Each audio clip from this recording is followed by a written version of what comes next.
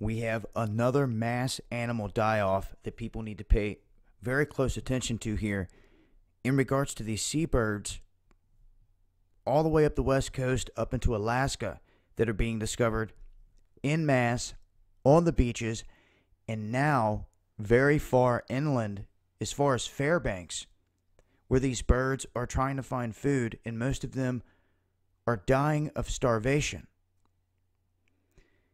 With no body fat, their stomachs empty, and scientists are now searching for answers and stating that this is probably the largest die-off they've ever seen of its kind like this on record. They talk about the Valdez Exxon situation in which 22,000 of these birds were killed.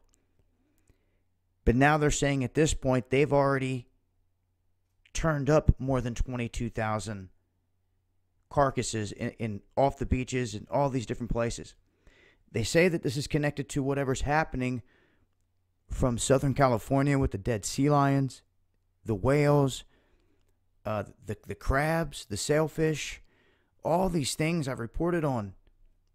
We've even seen a mass die-off when it comes to whales in the North Sea. Something's happening there. I talked about that recently. But when it comes to this specific area of the Pacific Ocean, there is a warming trend that they're dubbing the blob. Now, this blob is like 3 degrees warmer and bringing temperatures that are 3 degrees warmer to the Pacific Northwest. They're saying that this could have affected everything else. Now, there's all these different excuses. But my thing is this. If these guys are looking for food and they're dying of starvation, well, doesn't that mean that their food's not there?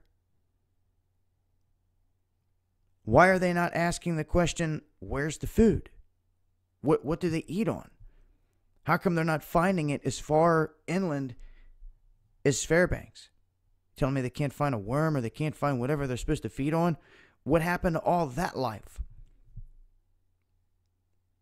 A lot of red flags here, but I mean, this is a massive die-off. And you should note that these seabirds are indicators of the health of the ecosystem. And when they're coming down in mass like this is not a good sign. Many people will say, Fukushima, there's very valid points there. Other things that have gone on in this area specifically.